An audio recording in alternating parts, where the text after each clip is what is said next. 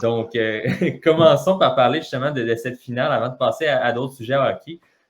Donc, les Golden Knights qui ont, si on veut, complété l'affiche de cette finale en l'emportant au match numéro 6 contre les Stars de Dallas par une marge de 6-0. Le retour de Jimmy Benn n'a pas eu l'effet escompté pour les Stars, mais l'effet escompté pour les Golden Knights, par contre. Donc, ils ont pu terminer cette série-là. Avant d'y aller avec vos prédictions individuelles et votre perception de cette finale-là, je vais tout de suite montrer à l'écran, en fait, l'aperçu, comme on l'a fait à chacune des rondes des séries, des deux équipes qui se retrouvent en finale. Donc, évidemment, vous allez le remarquer, là, pour ce qui est de la fiche et de la plupart des statistiques, c'est l'avantage des Golden Knights. Donc, évidemment, les Panthers qui sont faufilés en série à la toute dernière minute, tandis que Vegas était en série depuis longtemps. C'est la meilleure équipe de l'Ouest qui se retrouve en finale.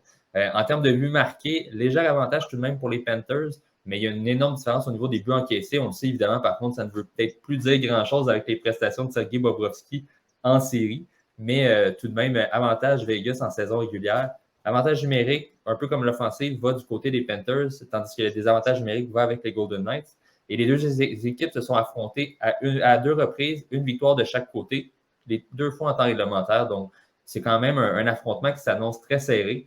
Et comme je le dis, évidemment, bon, c'est pas nécessairement fiable non plus en vertu des prestations des deux équipes en série.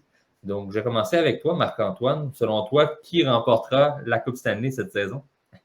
Moi, j'ai donné ça aux Panthères. C'est un choix plus émotif. J'ai essayé de rationaliser depuis le début, puis ça va pas très bien. Donc, je vais y aller peut-être plus d'un côté émotif. Il y a des finales que je me rappelle celle des Kings contre les Rangers. On pensait pas mal que ça allait être les Kings qui allaient passer. Le Canadien contre le Lightning, moi, je voyais mal comment le Canadien aurait pu gagner. Donc, il y a des équipes qui peuvent rentrer underdog. Là, c'est particulier parce que l'année passée, la Floride a remporté le trophée du président. Tu leur amputes un défenseur en Uyghur, tu interchanges une vedette plus physique puis une vedette qui fait plus de points en Huberdeau et Kachuk. Et là, soudainement, on a une équipe qui est techniquement underdog, mais je ne serais pas prêt à parier qu'ils le sont tant que ça.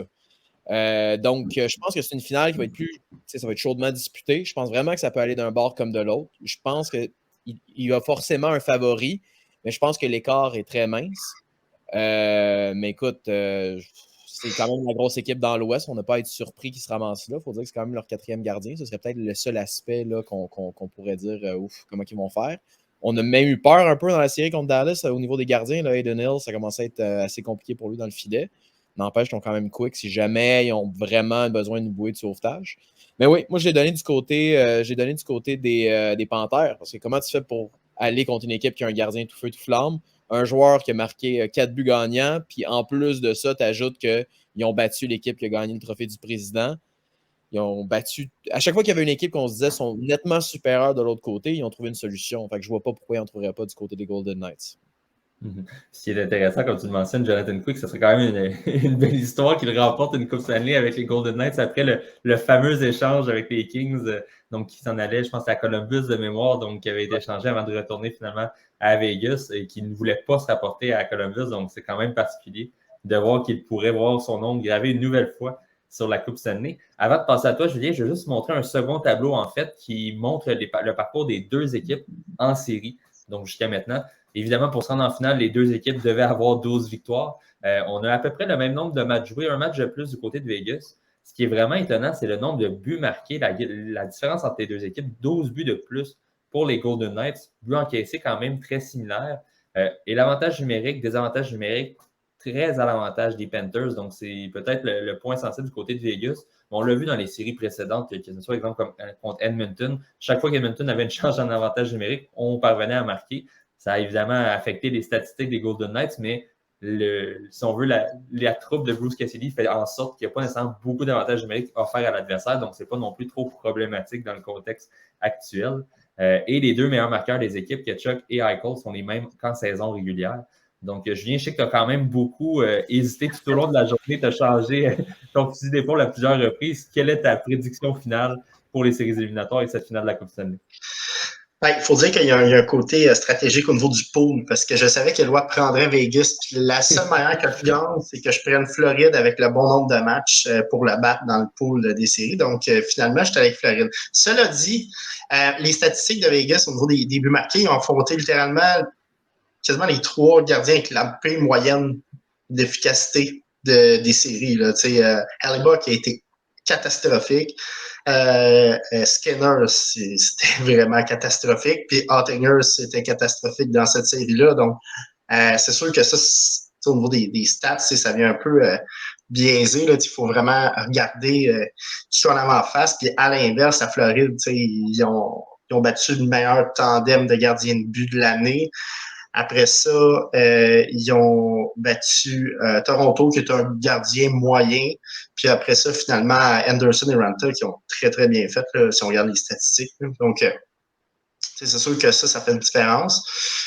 Puis, j'ai pris la Floride en 6, finalement, après avoir pris Vegas en 6. Parce que j'ai assez de j'y allais vraiment joueur par joueur, ligne par ligne, essayer de voir justement qui avait l'avantage sur chaque ligne par rapport aux joueurs puis leur position. Je pense que les Panthers ont un léger avantage au niveau de leur top 6, mais ils ont un léger désavantage au niveau du bottom 6. Puis au niveau de la défensive, pour moi, c'est Vegas qui a l'avantage globalement. Je prends McNabb avant Stahl, là, c'est la deuxième, puis je prends Theodore Montour, même si Montour, il y a des bonnes séries. Theodore, je pense qu'il est plus, dans sa carrière, il était plus stable, il est meilleur dans les deux sens. Puis, même le premier duo, Martinez, Forsling, je prends Forsling peut-être un peu avant, mais je prends Pietrangelo avant Blad, ça c'est évident. Puis le troisième duo, je prends Hag et puis White Cloud bien avant Mahura puis Goudus. Goudus joue quand même bien, mais White Cloud est quand même plus mobile, puis il est vraiment très bon défensivement, il est responsable, puis il a même une touche offensive légèrement supérieure à Goudus. Donc, pour moi, la défense, c'est tout Vegas. Puis dans les buts, c'est tout Floride. Donc, j'ai essayé de tourner ça sur tous les bords. C'est ça a été très difficile de choisir. J'ai fini par choisir Floride, mais mon premier choix, c'était Vegas. À cause de la défensive. Puis je pense que la structure puis la stabilité durant les séries. Ils ont toujours comme pas mal eu le même pace tout le long des séries. Oui, bon, il y avait des matchs plus ou moins, là, mais ils ont toujours gardé la même constance. Mais bon, écoute, j'ai vu vraiment de la misère, puis tu vois, encore là, je suis pas content de mon choix. Peu importe qui je choisissais, j'étais pas content. Donc, je vais prendre Floride parce que je veux que ce soit eux qui gagnent.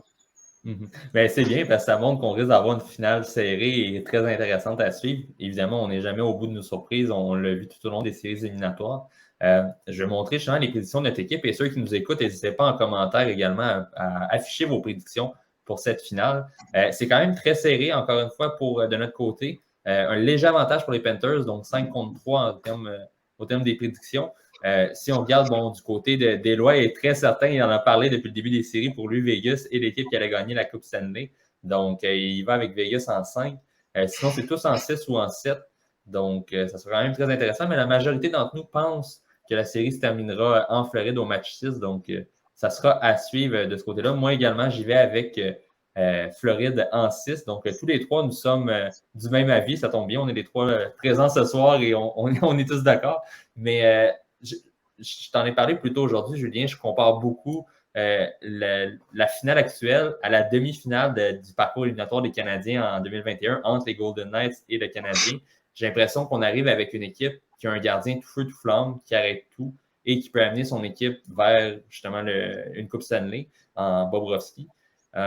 Mais dans ce cas-ci, on a une équipe beaucoup plus talentueuse, un meilleur punch offensif et des joueurs très clutch, par exemple Matthew Tkachuk, comme tu le disais, Marc-Antoine, tantôt, qui a 4 buts gagnants. Donc, j'ai l'impression que c'est un peu la même situation qu'on a pu voir en finale de l'Ouest, si on veut, on peut le dire ainsi, de 2021. Mais j'ai l'impression que les Panthers sont bâtis pour pouvoir donner du trouble aux Golden Knights et les battre également. Donc, et j'ai l'impression qu'il y a une aura aussi autour de cette équipe-là depuis le début du parcours éliminatoire. On le sait, Tkachuk l'a répété souvent, ils sont toujours les underdogs, même si on ne le croit plus vraiment, mais ça reste quand même que pour lui, il veut continuer avec cette mentalité-là de vouloir surprendre et que l'équipe n'a rien à perdre, donc pour jouer sans pression. Mais ça sera très intéressant à suivre. Puis c'est aussi deux équipes qui sont, si je ne me trompe pas, invaincues en prolongation depuis le début des séries. On le sait habituellement, pour atteindre la Coupe Stanley, pour l'emporter, tu dois être bon et clutch en prolongation. Mais ça va être intéressant à suivre s'il y a des matchs qui se terminent en sortant dans cette série-là parce que les deux équipes sont parfaites jusqu'à maintenant.